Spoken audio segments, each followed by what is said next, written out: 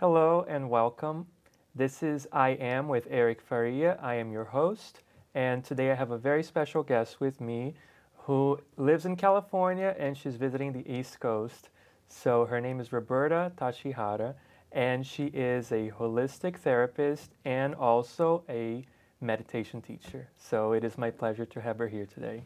Thank you very much for being here. Thank you for inviting me. It's a pleasure to be here. Yeah, and I was talking to you before. I'm very excited about this episode. So I'm going to begin by asking you, I know that you do something called realization process, correct? Yes. And I would like for you to explain to our audience, what is realization process? Okay, the realization process is a system of a series of exercises, mental exercises of focus, like meditation. Also, we have movements that are very simple but profound, and they have a body approach to the meditation and also a modern psychological approach as well. So it's a very unique process because it has a lot of meditation in it, but it's not like, and I want to demystify meditation already. Please do, please do. A lot of people talk about mindful meditation also all over the country and abroad. But when you say meditation, the first thing people think is the Zen meditation. And the Zen meditation, which of course is really good, I also practice that in California. But the Zen meditation is to completely stop thinking. And people think, oh, meditation, I got to stop thinking. What am I going to do with my mind now? Oh my gosh, I can't do that. I cannot do meditation. I have tried, and they tried 1 minute. It didn't work. Right. It's like a, So first of all, in the realization process, thoughts are welcome. You're not supposed to stop thinking. Thoughts can pass through you. And as you progress with the system, you learn also how to quiet the mind. It is a natural process, so you don't have to stop thinking, otherwise this is not correct. Also, emotions pass through, physical sensations pass through, so we end up connecting with the deepest part of ourselves. This is our the deepest dimension of ourselves. And that's what the realization process goal is to get into the depths of your being. And we call that the consciousness. So it has a body approach, so normally we go through the body, but we are not intending to stop in the body itself. It is not in the tissues, but the space inside the body. Right. So people tend to be pretty much forward in the body. They forget they have a skin, they come out, or they are too much in their head and the body is not connected. So this helps to connect everything. And it's important. And some people are going, why this is important to connect the body? Well, if you don't connect the body, you keep your awareness here. A lot of teachers, non-dual teachers also, this is also a non-dual system, and non-dual teachers or teachers of meditation or spiritual teachers, they keep talking a lot about awareness. And awareness, normally people are going to think or feel here. Okay. So this part opens up, but the body is still like that. Right. So, and if the body is like that, it means you cannot open to your own consciousness. You cannot open in the depths of your being because there is tightness, there is tissues that are holding there, so you cannot penetrate the space. Then you cannot penetrate the consciousness. Right. So that's in a nutshell what the realization process is. It's more difficult to explain than to experience. So why don't we experience it now? Yes, So I actually want you, if you could, look into the camera and actually do an exercise with our audience to explain to them how they can start to feel the connection. Yes, yes. So I'm going to explain that. But before that, I want to talk about an very important aspect of this process, which is the difference between being aware of the body and being present in the body. Okay. Conscious but present. So Just now, leaving your hands resting in your lap. Okay. Just now, and I'm going to talk to you also who are watching us, just let your hands rest on your lap and just become aware of your hands. Take a moment to become aware of your hands. And probably you can feel if your hands are tensed or relaxed. Mm-hmm. Also if they are warm or cold. You can also become aware of the surface that they are touching. So this is becoming aware of the body. So now we're going to push. So push the center of the palm of your hand. And now the palm of the other hand. And this is just to bring a reference point for you. Rest again your hands here. And you can close your eyes now. And close your eyes and breathing through your nose, from the center of your nostrils, send your breath straight back. As if you're going to touch the backbone of your cranium, the back of your head. Calm, very calm breath, thin breath, just passing until the back of your head. So you're having a deeper connection with yourself in this moment.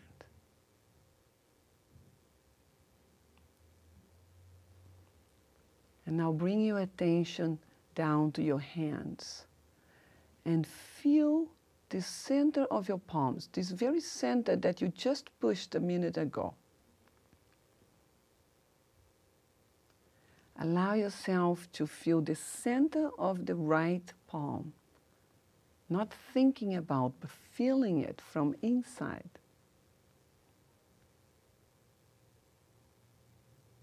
And now feel the center of the left palm. Again, not thinking about, but feeling it. And now feel both hands at the same time.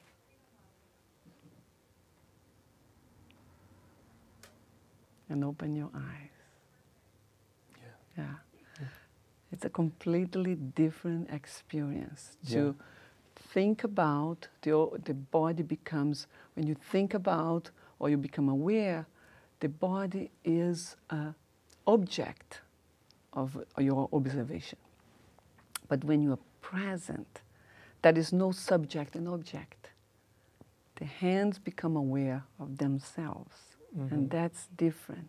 It's very, very subtle, very different. And that connects with the depths of your being. Anywhere you connect deeply in your body, you will connect with your consciousness. Yeah. That was fantastic.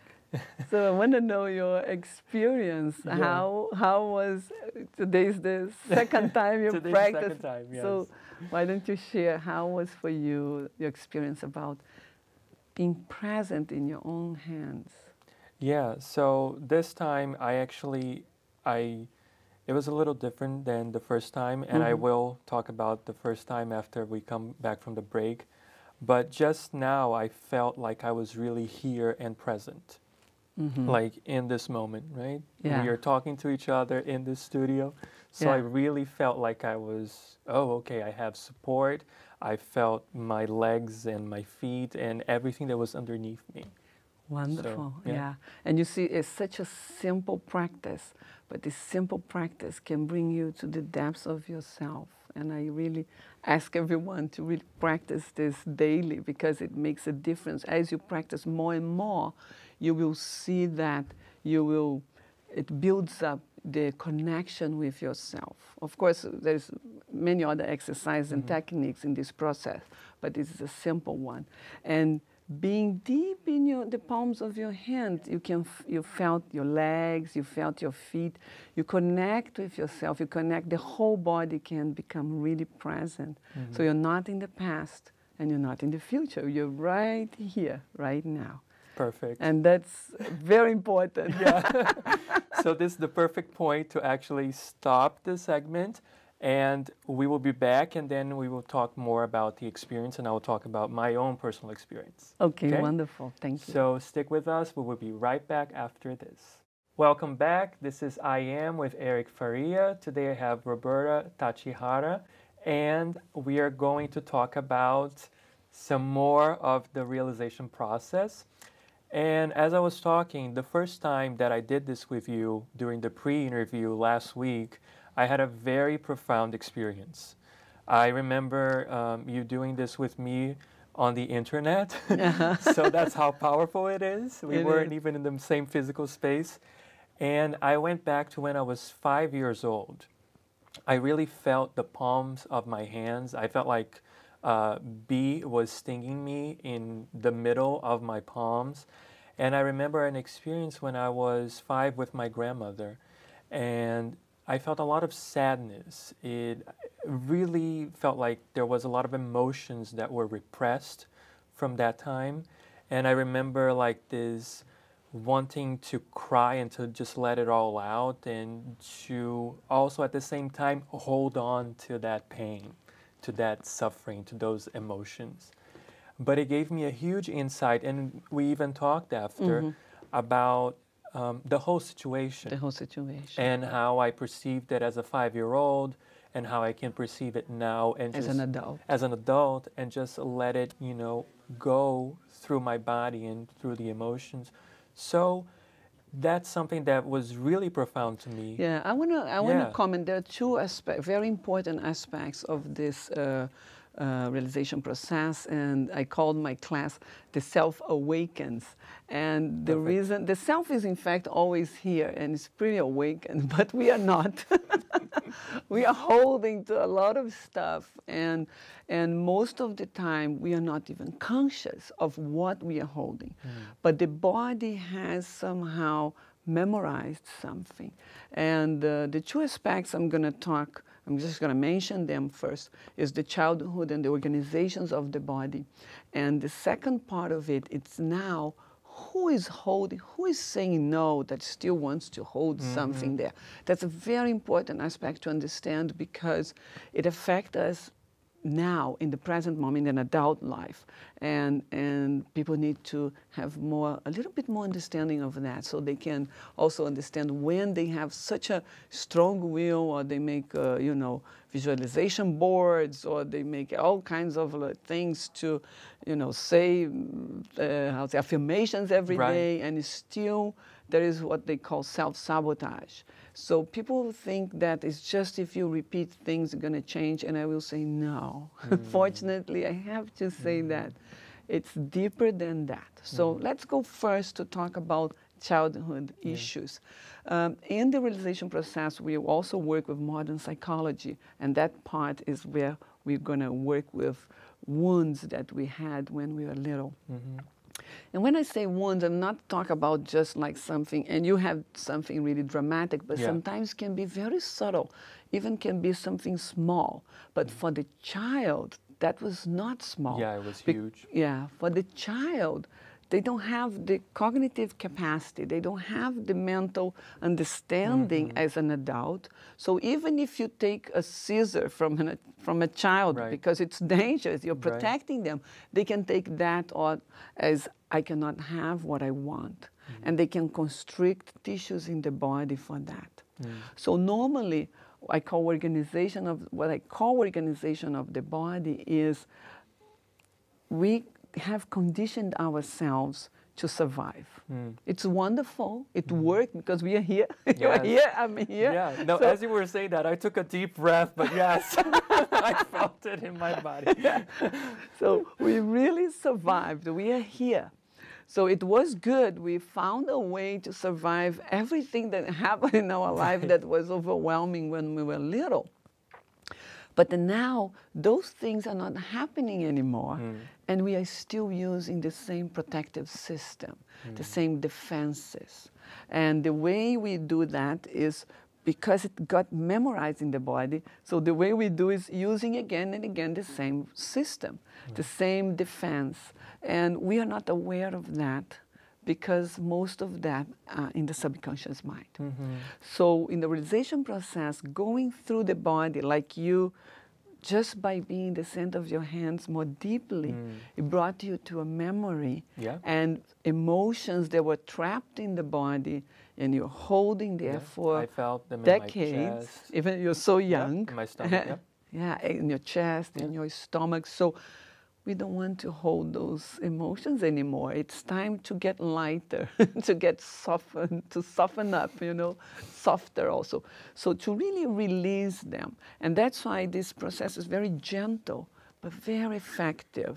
And I say gentle because that comes the second part. The mind of the child, that consciousness of the child is still there in the tissues of the body. So we have to go little by little, but with precision. It's very precise, this, the way we use the techniques to also open up space that are being closed. So very gentle, but efficient to go there, precise, to just little by little release. And sometimes when it's ready, it can release even a lot. And emotions can be released. And thought systems also, because beliefs are also trapped there. There's thoughts, there's a part of awareness that is also not the consciousness of your divine consciousness or fundamental consciousness, not permeating that. So there is still the consciousness of the child. And that's why I'm saying what I said before. You can do sometimes visualization, or you can do affirmations, and it doesn't work. Where is the part that doesn't allow that to work? That's what I'm talking about. The subconscious mind still have that idea that I cannot have what I want, or this person is rejecting me, I'm not good enough. Or we have, you know, we have a list of those. But then it's not just the idea of it, you feel in the body. So there are tissues in the body that we also open up. So we open tissues in the body, so physical sensation is present. And that also gives us a capacity to increase our capacity to feel pleasure also, and which is also beautiful. Emotions that we haven't been able to feel. And sometimes people, if they found a way to protect themselves against, you know, hurtful emotions, negative emotions, fear, sadness, shame, then they close. And when they close their heart, they cannot access love. They cannot access joy. They cannot access compassion, tolerance, respect. So there are a lot of other feelings and emotions that they miss, and then life becomes very dull, you know, very flat. We lose our humanness, I say. This process brings us to be a real human being with feelings, with emotions in the present moment. Also, when you release that from the past, so if something happened to your life now, you will feel from what is happening, not bringing the reaction of the conditioned self that is operating most of the time. That sometimes we behave like a children, like a child. I'm like, how come? But that's because that consciousness is still there, but doesn't need to be anymore. So this system really works with that so that you can open. So it opens in the space of the body and opens the emotions. And not only here, it opens emotions. You can have emotions everywhere in the body. And we can have constrictions all over also. And beliefs, you know, awareness, thoughts that also are old-fashioned. It doesn't match with your way who of... we are now. Exactly, exactly, Yeah, it's very interesting because I remembered as we were doing the exercise, and I just really felt like I was there. I was back to being 5 years old. I saw the whole situation. I heard her voice. It just, I felt it all over my body. It was so interesting, to almost say the bizarre. least. Almost bizarre. I was going to say that. It was bizarre. But yeah. Yeah, but because that consciousness is really alive, is still, and that's what we call the agent. The agent that is still operating in the subconscious mind, but it's bringing things to your life. And but this, it can be released, and that's a very important step. The desire to clear, the desire to be who you really are, not the conditioned self. Perfect. So this is a perfect stopping point. We will continue this conversation. So for everyone watching, stick with us. We will be back right after this. Hello and welcome back to I Am with Eric Faria. Today I have my special guest, Roberta Tachihara, and I want to ask you, I know that we were talking about the emotions and how we repress them, and why does it usually happen? Because, like I said, during my experience, I felt something from 5 years old. I'm 29 now, so this is 24 years later. Why? And where are they located? Where is that? Okay, let me explain a little please. bit more about these organizations of the body and these conditionings that we have. So the first thing is we have this, is not only emotions, but also thoughts that are there to gather physical sensations that we didn't want to feel. The reason why is because we didn't have the capacity to feel when it happened. Confusion, shame, lack of understanding, all of this in a child's mind. And also you will see as you work that you will have a certain emotion of a 1-year-old. And it's going to be very different of the sadness, let's say, of a 5 years old or 10 years old. Mm-hmm. So most of the time we are working around until 10 years old. Of course, it can be something traumatic in adult life or later. If it was a trauma that was big enough, we will be there. Otherwise, most of it is from this time, and then it goes to the unconscious mind. And then later on, we have a trauma, but it's already the effect. It looks like the cause, but it's in fact the effect of something that happened earlier. Earlier, yeah. So normally, all of these are stored in the fascia. A lot of people do not know what is the fascia, please?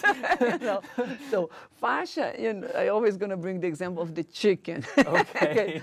If you have cooked, that very thin skin that the chicken has, like a that thin layer. Yes. So that's what fascia is. Oh, okay. So it's a tissue in our body that covers all our organs, all our muscles, and it's everywhere. Right. So when you have a constriction, for example, when you were a baby, it can start here and it can be all over the body. Wow, even as a baby. Even as a baby. So you can have constrictions already from the womb time. It can be from there, from the birth, and from 6 months, 3, 6, 1 year old. So we do not have memory, but it's stored in the body because we did something to defend against something that we didn't like. So, and if it's as a child, a baby, it will recruit everything in the body to protect, himself, herself. Right. This is a great, it's very powerful way of doing. That's how we survived. It's a survival mechanism. So, and that's why I always say, don't judge. Don't judge yourself when you feel that you have some certain type of defense, because it helped you in a particular moment of your life. It's important to have this also soften the feelings toward yourself in relation to that. But at the same time, don't just say, leave it there. Work with it, because it needs to clear. We are not that baby anymore. We are not the child anymore, as you felt. So you connect with that, and then you release the emotions, and you understand, because now you have the adult to understand everything that was going on. Right. And you can see the parents, the number one we have issues with most of the time, or can be any member of the family who were very influential in our upbringing. So, and then you can understand what was going on. So in that way, you also change your perception of that person, of yourself. You can clear emotions that were, tight there. So also, it's very hard to be present in several parts of the body for particular reasons. And I would like to give a little bit of some examples that we work with realization process, because it's, of course, it's different from person to person, and each person has their own idea or own way how they constrict themselves. No one constricts in the same way, each person. So there is not like a formula, bam, bam, bam. So that's why the technique is with precision, and it's good to, you can work on yourself, but it's also good to work with a therapist or a teacher of realization process, because we can see, I can feel, I can see where in the body it's going, also to help and to guide for the clearing of that. So areas that we have as a human being, most of people have issues. One of them is the pelvis. So we also work with the pelvis, because sexuality, sensuality, all of that is like a taboo, you know, especially in the past. Our parents or the parents of our parents, if your grandparents were not present in the pelvis, normally your parents are not present. So another part of this that I would like to mention is not only that something happened and you reacted. There is another aspect that I would like to share, which is we mimic our parents as well. Right. So if our parents are not in the pelvic area for any particular reason, we also learn, oh, we are not supposed to be here, to sort of so I'm not here. Ourselves from that. So that area becomes hollow. It's not empty, and I like to say that. And I will talk a little bit about Buddhism and this work also. But so it becomes hollow, the person is not present there. So you might even hurt parts of your body that you're not present because you're more numb, there's less physical sensation, and also we limit the capacity for pleasure as well. Right. So this is an area that a lot of people are not present, and nowadays, because we sit a lot in front of the computer, in the car, we also, it becomes more painful. We tend not to be present, especially in the back of ourselves. Okay. So that's one.